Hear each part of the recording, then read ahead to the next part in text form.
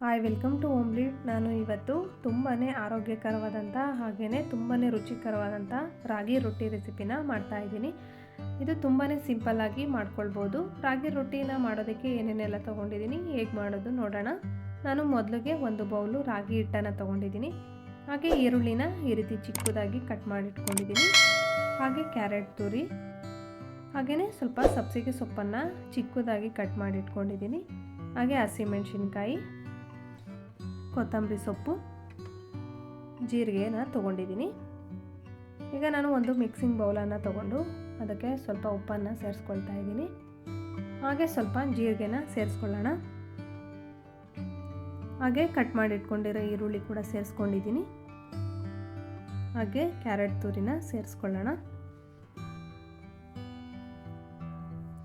ಹಾಗೆಯೇ ಸಬ್ಸಿಗೆ ಸೊಪ್ಪನ್ನು ಚಿಕ್ಕದಾಗಿ ಕಟ್ ಮಾಡಿಟ್ಕೊಂಡಿರೋ ಸಬ್ಸಿಗೆ ಸೊಪ್ಪನ್ನು ಕೂಡ ಸೇರಿಸ್ಕೊಳ್ಳೋಣ. ಹಾಗೆ ಕೊತ್ತಂಬರಿ ಸೊಪ್ಪನ್ನು ಸೇರಿಸ್ಕೊಳ್ತಾ ಇದ್ದೀನಿ. ಹಾಗೆ ಹಸಿಮೆಣಸಿನ್ಕಾಯನ್ನು ಸೇರಿಸ್ಕೊಳ್ತಾ ಇದ್ದೀನಿ.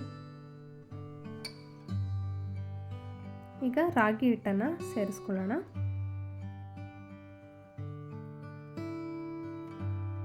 ರಾಗಿ ಹಿಟ್ಟನ್ನು ಸೇರಿಸ್ಕೊಂಡ ನಂತರ ಇದಕ್ಕೆ 1-2 ಸ್ಪೂನಷ್ಟು ನಾನು ಗೋಧಿ ಹಿಟ್ಟನ್ನು ಕೂಡ ಸೇರಿಸ್ಕೊಂಡಿದ್ದೀನಿ. ಈಗ ಇದನ್ನು ಡ್ರೈ ಆಗಿ ಈ ರೀತಿ ಮಿಕ್ಸ್ ಮಾಡಿಕೊಳ್ಬೇಕು.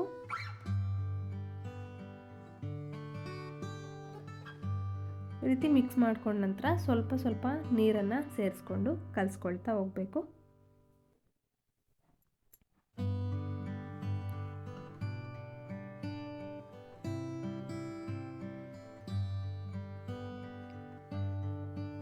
ನೋಡಿ, ಈ ರೀತಿಯಾಗಿ ಈ ಹದದಲ್ಲಿ ಕಲಸಿಟ್ಕೊಳ್ಬೇಕು. ಈಗ ನಾನು ಒಂದು ತವಾನ ತಗೊಂಡು ಮೊದಲಿಗೆ ನಾನು ತವ ಏನು ಬಿಸಿ ಇರಲ್ವಲ್ಲ, ತವ ಮೇಲೇ ಒಂದು ರೊಟ್ಟಿನ ತಟ್ಕೊಳ್ತೀನಿ. ನೋಡಿ, ಈ ರೀತಿಯಾಗಿ ತವಾಗೆ ಫುಲ್ಲು ಎಣ್ಣೆನ ಹಚ್ಕೊಳ್ಬೇಕು. ಈಗ ಮೊದಲಿಗೆ ಒಂದು ರೊಟ್ಟಿನ ನಾನು ತವ ಮೇಲೆ ತಟ್ಕೊಳ್ತಾ ಇದ್ದೀನಿ.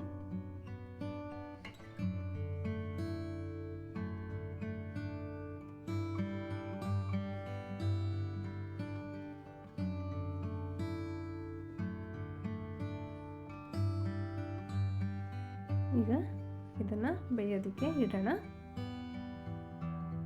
ಲಿಡ್ಡನ್ನು ಕ್ಲೋಸ್ ಮಾಡಿ ಬೇಯೋದಕ್ಕೆ ಬಿಟ್ಟಿದ್ದೀನಿ. ನಾವು ನೆಕ್ಸ್ಟು ಬಾಳೆ ಎಲೆ ಅಥವಾ ಬಟರ್ ಶೀಟಲ್ಲಿ ಯಾವುದ್ರಲ್ಲಾದರೂ ತಟ್ಟಿ ಬೇಯಿಸ್ಕೊಳ್ಬೋದು. ನೋಡಿ, ಈ ರೀತಿಯಾಗಿ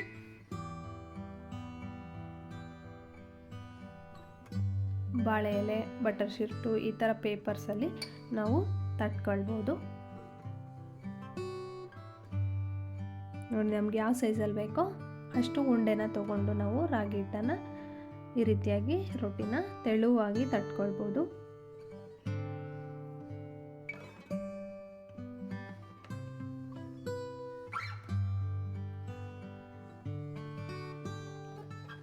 ನೋಡಿ, ಇದನ್ನು ಈಗ ಇನ್ನೊಂದು ಸೈಡು ಬೇಯಿಸೋದಕ್ಕೆ ಮಗ್ಚಾಕೋಣ.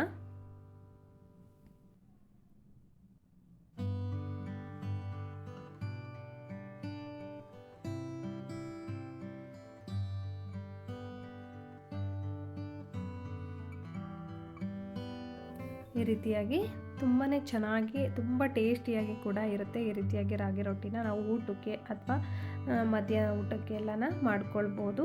ಮಕ್ಕಳಿಗೆ ಬಾಕ್ಸಿಗೂ ಕೂಡ ಕಳಿಸ್ಬೋದು.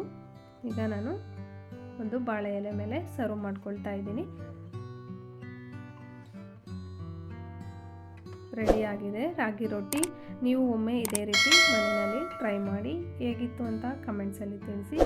ಹಾಗೆ ನಿಮ್ಮ ಫ್ರೆಂಡ್ ಹಾಗೆ ಫ್ಯಾಮಿಲಿ ಜೊತೆ ಶೇರ್ ಮಾಡಿ. Thank you for watching.